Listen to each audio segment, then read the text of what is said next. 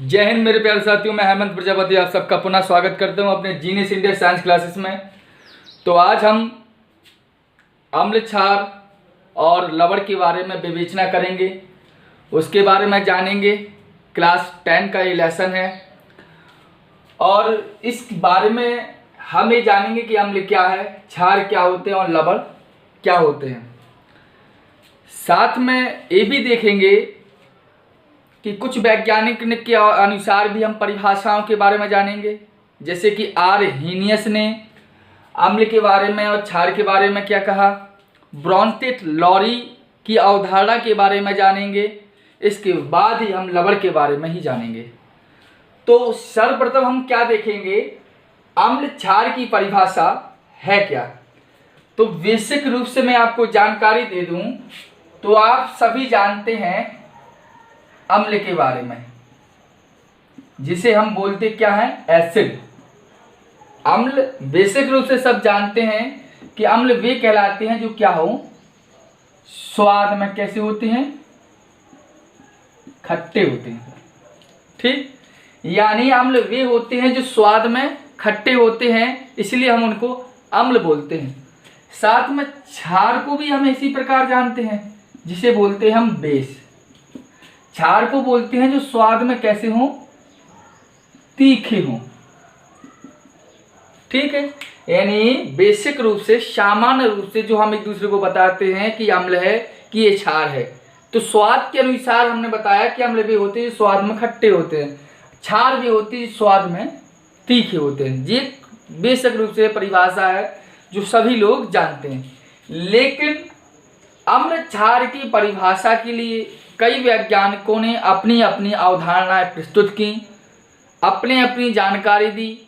वो अम्ल क्या होते हैं, कैसे होते हैं, उनको बारे में जानेंगे। तो सबसे पहला जो वैज्ञानिक आए, उन वैज्ञानिक का नाम था आरहेनियस। यानी आरहेनियस के अनुसार या आरहेनियस की अवधारणा के बारे में हम जानेंगे कि आरहेनियस ने अम्ल के बारे में क्या बताया और क्षार के बारे में हमको जानकारी क्या दी। बात समझना। तो आरहेनियस क्या कहते हैं अम्ल के बारे में। आरहेनियस ने अम्ल के बारे में क्या कहा कि अम्ल होते क्या है। ध्यान देना बात को। आरहेनियस ने अम्ल के बारे में कहा कि वे पदार्थ जो जल में विघटित होकर क्या दें, H+ देते हैं। बात समझ में आ रही। यानी वे पदार्थ जो जल में विघटित होकर H+ देते हैं। मैंने एक नॉर्मल भाषा बता दी। यानी इनका कहने का कथन था कि आरहेनियस कहते थे कि अम्ल वे पदार्थ है जो जलीय विलयन में वियोजित होकर H+ आयन देते हैं, यानी H+ देते हैं। H+ कहलाता क्या है, H+ को हम बोलते हैं हाइड्रोजन आयन। क्या बोलते हैं इसको, हाइड्रोजन आयन बोलते हैं इसको। क्या बोलते हैं इसको, हाइड्रोजन आयन। तो हाइड्रोजन आयन यानी H+ जो देता हो वो अम्ल कहलाता है। किसके अनुसार बात हो रही है, आरहेनियस के अनुसार। जैसे कि हम कहते हैं HCl, जिसे क्या बोलते हैं, हाइड्रोक्लोरिक अम्ल। इसको जल में हम जब डालेंगे तो क्या होगा, यह H+ और Cl निगेटिव में टूट जाता है। तो देखो HCl ने क्या दिया, हमें H+ दिया ना, तो इसलिए HCl क्या है, HCl क्या है, एक अम्ल है। बात गौर से समझना कि अम्ल वे होते हैं जो H+ देते हैं और यही आपस में मिल जाएं तो क्या बना लेते हैं, यही HCl। इस तीर को बोला जाता है रिवर्सेबल यानी उत्क्रमणी। क्या बोला जाता है, उत्क्रमणी। यानी यदि कोई किसी भी रिएक्शन में इस प्रकार का तीर लगा है तो वह उत्क्रमणी अभिक्रिया कहलाती है। यानी अम्ल वे पदार्थ हैं जो जल में विघटित होकर H+ देते हैं, हाइड्रोजन आयन देते हैं, अम्ल कहलाते हैं। उदाहरण की आगे बात करूं तो जैसे कि H2SO4, तो वे उन्होंने कहा क्या है, जो H+ दें, तो हम तो H+ तो निकाल ही दें। ठीक, अब H प्लस यहाँ पर देख रहे हैं आप, H की संख्या कितनी है 2, तो हम यहाँ का लगा देंगे 2, और बस से बचा क्या अपने पास SO4 2 नेगेटिव बस। तो अम्ल क्या कहलाते हैं? जो अम्ल वे पदार्थ हैं जो जल में वियोजित होकर या विघटित होकर H प्लस आयन देते हैं, अम्ल कहलाते हैं। ये नॉर्मल सी परिभाषा है, सब जानते हैं। ये अम्ल हो गया। इसी प्रकार अम्ल के कई उदाहरण है, जैसे कि मैं यहाँ लिख देता हूँ HCOOH, और भी हैं CH3COOH, ये सब क्या है? अम्ल। और भी हैं, और लिख दूं मैं, इसको अलग कर रहा हूं मैं। अम्ल क्या कहलाते हैं? और भी है HNO3, और है HCl। सभी क्या है? ये सब अम्ल के उदाहरण हैं। जितना हो सके उतना आप लर्न कर लें। HCOOH कहलाता है फॉर्मिक अम्ल, लिख लें आराम से, बैठ के आराम से लिखें। HCOOH कहलाता है फॉर्मिक अम्ल, लिख लें। CH3COOH कहलाता है एसिटिक अम्ल। HNO3 कहलाता है नाइट्रिक अम्ल। HCl क्या है? हाइड्रोक्लोरिक अम्ल। H2SO4 क्या है? सल्फ्यूरिक अम्ल। H2SO4 क्या है? सल्फ्यूरिक अम्ल। यानी आर्हीनियस के अनुसार हम अम्ल के बारे में जान चुके हैं। तो आर्हीनियस ने अम्ल के बारे में जानकारी दी। साथ में अम्ल की बात यदि हम थोड़ी ज्यादा कर दें तो अम्ल को 2 भागों में भी बांटा गया है। अम्ल को कितने भागों में बांटा गया है? अम्ल के 2 भाग होते हैं। अम्ल के 2 भाग। फर्स्ट नंबर क्या है? एक तो होता है प्रबल अम्ल, एक होता है दुर्बल अम्ल। ठीक, यानी अम्ल कितने प्रकार के होते हैं? एक प्रबल होता है, एक दुर्बल अम्ल। अब 2 प्रकार के होते तो हैं, तो प्रबल अम्ल की परिभाषा क्या है या प्रबल अम्ल कहलाते क्या है? तो ध्यान देना कि प्रबल अम्ल वे पदार्थ होते हैं जो जल में पूर्ण रूप से वियोजित होता है। ये क्या करते हैं? ये जल में पूर्ण विलय होते हैं। क्या होते हैं? पूर्ण विलय। ये जल में कैसे होते हैं? पूर्ण विलय। यानी प्रबल अम्ल वे अम्ल हैं जो जल में पूर्ण विलय हो जाए। अब पूर्ण विलय कौन कौन से होते हैं यहां पर हम लर्न कर सकते हैं, प्रैक्टिकल नहीं कर सकते। इतना मस्त ध्यान देने बात को। जैसे कि HCl है, H2SO4 है और HNO3 है। ये कैसे कहलाते? सभी प्रबल अम्ल। क्यों? क्योंकि जल में पूर्ण रूप से विलय हैं, जल में पूर्ण रूप से वियोजित हो जाते हैं। दुर्बल अम्ल क्या कहलाते हैं? दुर्बल अम्ल होते हैं जो जल में पूर्ण रूप से अविलय होते हैं, यानी पूर्ण रूप से जल में विलय नहीं होते। ये जल में पूर्ण विलय नहीं होते। जैसे लिख देता हूं एग्जांपल में, HCOOH फॉर्मिक अम्ल, नाम लिख लेंगे इसलिए बोल रहा हूं बार बार। CH3COOH एसिटिक अम्ल, और भी है HCN हाइड्रोजन साइनाइड। ये सब कैसे हैं? ऐसे अम्ल हैं जो जल में पूर्ण रूप से विलय नहीं होते। अम्ल की परिभाषा हम जान चुके हैं। अम्लीय अम्ल वे पदार्थ हैं जो जल में विघटित होकर H प्लस आयन देते हैं। और अम्ल 2 प्रकार के होते हैं, एक तो होता है प्रबल, एक होता है दुर्बल। प्रबल वे होते हैं जो जल में पूर्ण रूप से विलय होते हैं, लिखा हमने आपके 3 उदाहरण। दुर्बल वे होते हैं जो जल में पूर्ण रूप से विलय नहीं होते, जैसे फॉर्मिक अम्ल, acetic and hydrogen cyanide. That's it, complete हो गया होगा।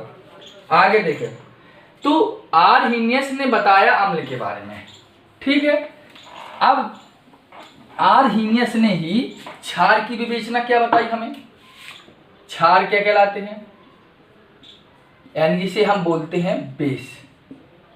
क्षार के बारे में बताया जो पदार्थ है जल में क्या करें? जल में वियोजित होकर क्या दें? OH minus. OH क्या कहलाता है? यह कहलाता है हाइड्रोक्सिल। कहलाता क्या है? Hydroxyl ion. वियोजित होकर क्या दे? Hydroxyl ion. यानी क्षार वे पदार्थ हैं जो जल में वियोजित होकर या जल में विघटित होकर हाइड्रोक्सिल आयन देते हैं, क्षार कहलाते हैं। किनके अनुसार है? आर्हीनियस के अनुसार। ध्यान देना, लेकिन ब्रॉन्स्टेड और लॉरेन की अवधारणा जो है वो बिल्कुल हटके है। तो क्योंकि ये सिंपल है इसलिए समझने में बोर भी लगता होगा, अलग करो में बनते हैं, लेकिन बेसिक रूप से जानकारी जो है वो देखे चलेंगे। OH माइनस है, अब OH माइनस दे, जैसे कि KOH है आपका, ये क्या है क्षार, क्यों, क्योंकि ये K प्लस और OH नेगेटिव यानी हाइड्रोक्सिल आयन दिया इसने, इसलिए KOH क्या है क्षार है यानी पोटेशियम हाइड्रोक्साइड। सेकंड बात दें हम NaOH, तो Na plus plus OH minus, इसने भी OH दिया NaOH ने, तो ये क्या है क्षार दिया हमारा CaOH का होल ट्वाइस, तो Ca और हाइड्रोक्सिल आयन देता है तो OH निगेटिव, और यहाँ पर हाइड्रोक्सिल आयन की संख्या 2, तो यहाँ पर हम क्या करेंगे हर संख्या लगाएंगे 2। और सेकंड बात देखें 2 निगेटिव हैं आयन तो यहाँ पर 2 पॉजिटिव होंगे, तो ये भी हाइड्रोक्सिल दे रहा है। इसी प्रकार NH4OH ये भी टूटता क्या है तो NH4 प्लस और प्लस OH माइनस। मैं उदाहरण इतने इसलिए दे रहा हूं क्योंकि एग्जाम्पल जितना हो सके उतना आप लर्न करें, क्योंकि जरूरी नहीं कि आपको एक एग्जाम्पल ले दिया वही एग्जाम्पल आपका पेपर में आ जाएगा वही से आप पहचानेंगे। आपको बेसिक रूप से जानना होगा कि अम्ल वे कहलाते हैं आर्डिनेंस के अनुसार कि जो H प्लस देते हैं, और क्षार वे कहलाते हैं जो OH निगेटिव देते हैं। ठीक है, तो हम इतनी बात तो हम जान चुके हैं और इतने उदाहरण भी जान चुके हैं। तो ये क्वेश्चन यहां पर ये आता है, बात ध्यान देना कि KOH NaOH COH NH4OH तो क्षार है क्या, FeO क्षार नहीं है, MgO क्षार नहीं है क्या, CuO क्षार नहीं है क्या, तो क्या है ये भी क्षार है। क्या है ये क्षार है लेकिन क्षारक नहीं है। बात समझ में आ रही मेरी? ये उदाहरण है क्षार के ये भी उदाहरण है FeO MgO CuO क्षार हैं लेकिन क्षारक नहीं है, बेस है लेकिन एल्काइलिक नहीं है। वो कारण क्या है, यही क्वेश्चन आता है कि FeO क्षार है लेकिन क्षारक नहीं क्यों। क्वेश्चन आता है FeO क्षार है लेकिन क्षारक नहीं क्यों, तो उसके बारे में आप यहां जाने क्या जानेंगे कि FeO क्षार है लेकिन क्षारक नहीं क्यों, एक नंबर क्वेश्चन है। इसके बारे में थोड़ा जानेंगे हम, क्षार है और क्षारक नहीं क्यों नहीं है, इसको आप लिख लेंगे, कोई दिक्कत नहीं, दिख रहा होगा आपको सभी को। ठीक, तो ध्यान दे क्यों ऐसा होता है। मैंने क्या कहा, FeO MgO CuO क्षार है लेकिन क्षारक नहीं, क्यों नहीं है। क्वेश्चन ऐसा आएगा तो हम उसमें क्या लिखेंगे, ध्यान दें हमेशा Fe धातु है, O क्या ऑक्सीजन, तो क्या हो धातु की संज्ञा ऑक्सीजन लगी, धातु के साथ ऑक्सीजन लगी तो क्या होगा धात्वीय ऑक्साइड। Mg धातु है और O क्या है ऑक्सीजन है तो मैग्नीशियम ऑक्साइड।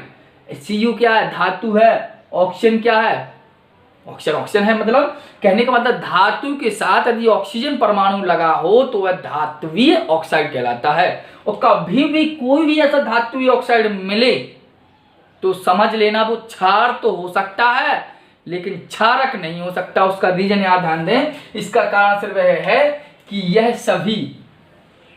यह सभी क्या करेंगे, यह सभी अम्ल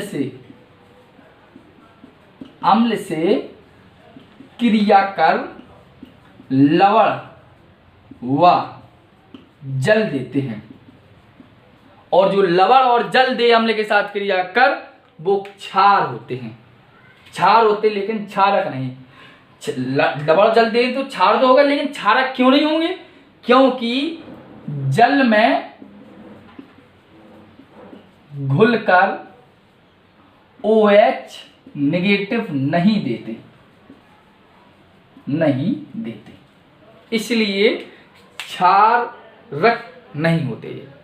बात समझ में आ रही, यानी FeO अगर क्वेश्चन आ गया क्या कारण है कि FeO क्षार है लेकिन क्षारक नहीं, तो आप लिखेंगे FeO यानी धात्विक ऑक्साइड अम्ल से क्रिया कर लवण और जल देता है, लेकिन जल में वियोजित होकर OH माइनस नहीं देता, इसलिए क्या होंगे, ये क्षार होंगे, क्षारक नहीं होंगे, क्योंकि क्षारक वही होता है जो क्या करे, ओनली OH देता हो। ठीक है, ये बात समझ में आ गई, मेरी बात को कंप्लीट हुए। तो ध्यान दें, उदाहरण मैं बता दूं, फिर आप नोट कर लेंगे। जैसे हमने लिया FeO, धातु हुई आयरन, ऑक्सीजन होगा, इसकी क्रिया हमने एक अम्ल लिया हमने HCl। चलो अम्ल है ना HCl, क्यों है अम्ल, क्योंकि H+Cl माइनस तोड़ेगा। तो देखें क्या होगा, लवण जल चाहिए तो H और O मिलके क्या बनाएंगे, जल, तो H2O, क्योंकि हमें जल चाहिए तो H2O जल। जल के यौगिक में हाइड्रोजन के 2 परमाणु या हाइड्रोजन का एक अणु होता है, तो हाइड्रोजन का एक अणु और 2 परमाणु। इतना विस्तार से जाने के सीधे जाना कि H2 2 होते हैं, ऑप्शन 1 होता है। ठीक, तो H2 यहाँ 2 है, तो 2 हम यहाँ लगाएंगे, बाकी 2 Cl है वो इस Fe साथ यूज होंगे, तो क्या होगा FeCl2। कंप्लीट बात हो गया। तो ये क्या हुआ, लवण और जल बनाया। मैं अभी विस्तार से जानकारी दूंगा लवण होते क्या है, लवण और जल बनाया, तो ये क्या हुआ। और इसी प्रकार Mg किससे क्रिया कराते रहे, MgO। चलो हमने एक अम्ल लिया H2SO4, क्रिया कराई, तो H2 ऑक्सीजन को लेकर क्या करेगा, H2O बनाएगा और MgSO4, ये भी लवण और जल बना लिया। तो क्या है, इसका भी इसी प्रकार आप कर सकते हैं। नोट कर लें, थोड़ा देखूं साफ आ रही है। ठीक, आर्हीनियस के अनुसार नोट करें, देख ले इसको सभी से। तो एक कंप्लीट हो गया आपका ये क्वेश्चन, जो आता है बहुत समय से आया भी नहीं है और आ भी संभावना है इस प्रकार की। तो आर्हीनियस के अनुसार मैंने दोनों आपको परिभाषा बता दी। अब आर्हीनियस को अलग करें, वीडियो को पॉज कर लें फिर लिखें, क्योंकि मैं इतना टाइम रुक नहीं सकता हूँ। जो यहाँ बैठे हैं वो आराम से कर सकते हैं। ठीक है, आर्हीनियस कंप्लीट हो गया। आर्हीनियस के बारे में अच्छी तरह से विवेचन कर ली, जानकारी ले ली, कथन उनका समझ चुकी हैं। अब चलिए ब्रॉन्स्टेड लॉरी के अनुसार, ब्रॉन्स्टेड लॉरी अवधारणा।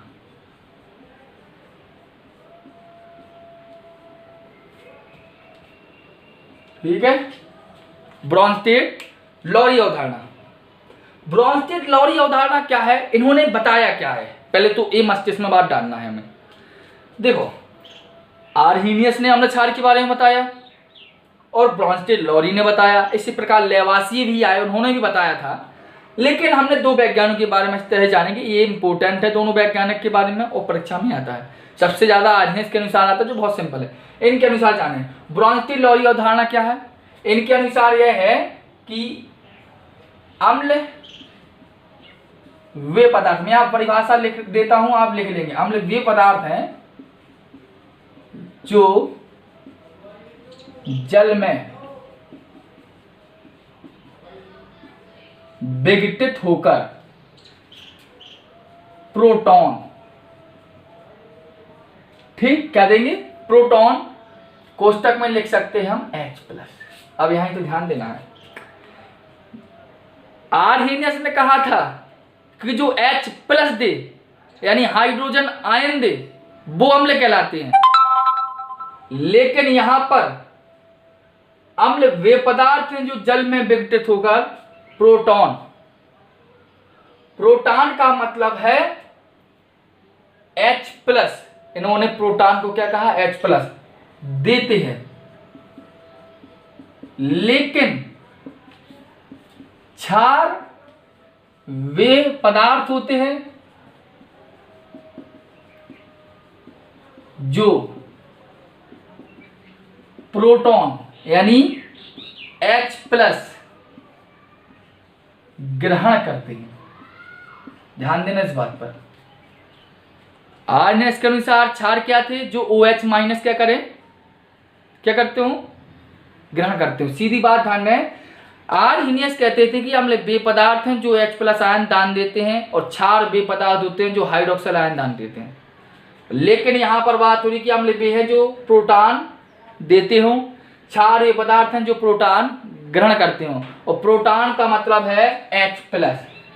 प्रोटॉन उन्होंने क्या कहा, H+। तो जो H+ देते हैं वो अम्ल होते हैं, जो H+ ग्रहण करते हैं वो क्षार होते हैं।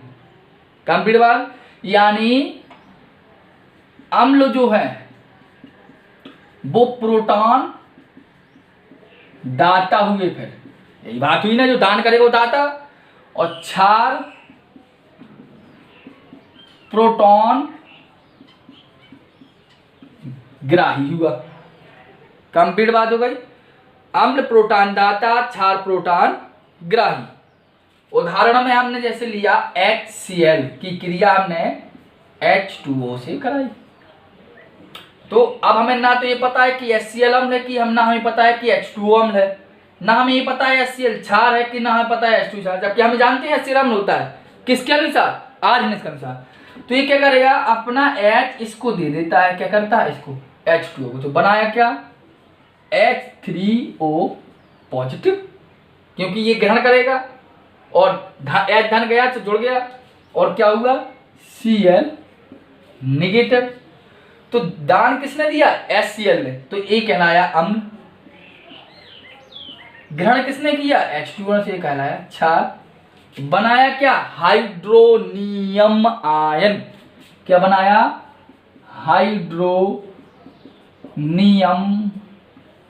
आयन। ठीक है। यानी भाषा सुनेंगे कि अम्ल वे पदार्थ हैं जो प्रोटॉन दान करते हैं, क्षार वे पदार्थ हैं जो प्रोटॉन ग्रहण करते हैं। प्रोटॉन का मतलब हुआ H+। तो वही परिभाषा मैंने मोटे मोटे अक्षरों में लिख दी है, और वही बार बताता हूं, अम्ल हुए प्रोटॉन दाता, क्षार हुए प्रोटॉन ग्राही। जैसे उदाहरण में आपको दिया मैंने, ठीक।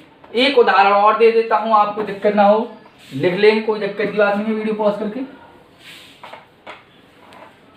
जैसे लिया हमने NH3, और प्लस में क्या किया हमने, H2O कर दिया, जल ही लिया हमने। तो क्या होगा, अब H इसको एक हाइड्रोजन दे देगा, इसको क्या करेगा, एक हाइड्रोजन देगा, क्या होगा, NH4+, और यहां क्या बचा, OH नेगेटिव बचा ना अब तो, क्योंकि H2O था, OH था, तो एक H चला गया, OH अकेला बचा। तो यहाँ क्या हुआ, NH3 ने क्या किया, ग्रहण किया, तो ये क्षार हुआ, और ये क्या होगा, इसने दान किया, तो ये अम्ल हुआ। अब देखो, पहले वही अम्ल वही क्षार, कंप्लीट बात हो गई ना। तो ये कहलाया, ये अम्ल और क्षार की परिभाषा किसके अनुसार, ब्रॉन्स्टेड लॉरी अवधारणा के अनुसार। दोनों एग्जाम्पल आप लिख लेंगे। सेकेंड बात में चलेंगे।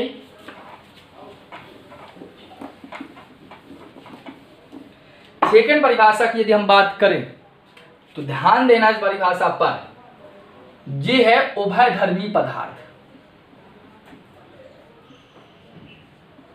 उभयधर्मी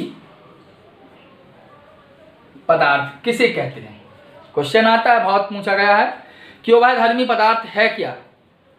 तो ध्यान देना, जो पदार्थ अम्ल व क्षार की भांति लक्षण दे, वही उभयधर्मी कहलाता है। यानी उभयधर्मी पदार्थ वे पदार्थ होते हैं जिसमें अम्ल के गुण और क्षार दोनों के गुण पाए जाए, वो उभयधर्मी पदार्थ। जैसे एग्जाम्पल में हमने भी आपको पहले बता दिया, लेकिन वही फिर रिवाइज करता हूं। जैसे कि HCl है, यह H2O से क्रिया कर रहा है, सर उत्कर्णी का चिन्ह लगाया, क्योंकि ऐसा ही बना देता है, ऐसा ही बना देता। इसने क्या किया, अपना H इसको दान कर दिया, तो क्या होगा, H3O पॉजिटिव। क्या बना, ये क्या बचा अब यहाँ पर, Cl अकेला।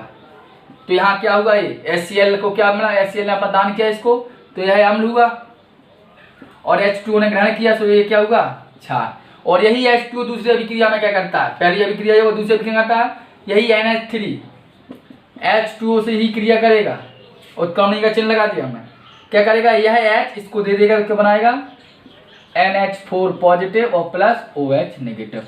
तो यहाँ पर इसने क्या किया, इसने ग्रहण किया, तो ये क्षार हुआ, और इसने क्या किया, इसने क्या किया, दान, तो ये अम्ल हुआ। तो आप देखते हैं कि पहले अभिक्रिया में यानी प्रथम अभिक्रिया में H2O एक हाइड्रोजन ग्रहण करता है, इसलिए वह क्षार हुआ। और दूसरी अभिक्रिया में H2O क्या करता है, एक हाइड्रोजन दान करता है, इसलिए वह क्या हुआ, अम्ल हुआ। इसलिए यहां पर हम कह सकते हैं कि H2O उभयधर्मी है। क्या है H2O? उभयधर्मी है। बात समझ में आ गई, क्लियर हो गया। यानी जो अम्ल और क्षार की भांति व्यवहार दर्शा रहा है, तो यहाँ पर अम्ल की भांति दर्शा रहा है, यहाँ क्षार की भांति दर्शा रहा है, तो है अम्ल क्षार की विवेचना की। इतनी बात ध्यान दें। एक अम्ल क्षार के बारे में एक बात जानेंगे, क्योंकि अम्लीय क्षार के बारे में अभी तक बात कर रहे हैं हम, तो अम्ल क्षार के बारे में बात कर रहे हैं। आप लिखना चाहें तो रब बना सकते हैं, आराम से लिख सकते हैं। सेकंड बात, यदि एक आपने देखा होगा, 9th में बताया होगा, अनिल, क्वेश्चन आता है अनिल क्या है, ठीक। आ से होता है अम्ल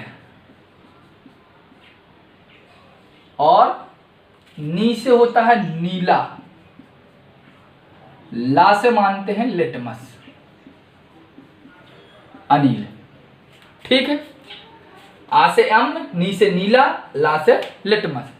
यानी अम्ल की यदि एक और परिभाषा की बात माने, परीक्षण समझें, प्रयोगशाला में हम कर सकें, तो अम्ल वे पदार्थ होते हैं जो नीले लिटमस को क्या कर दें, लाल कर दें। या हम ऐसा कर लें, एक ला के लिए लाल मान लें, ठीक है, ठीक है। यानी अम्ल नीले लिटमस को क्या करते हैं, लाल, तो क्या कहलाता, वो अम्ल होता है। यानी अम्ल क्या करते हैं, अम्ल नीले लिटमस को लाल करता है।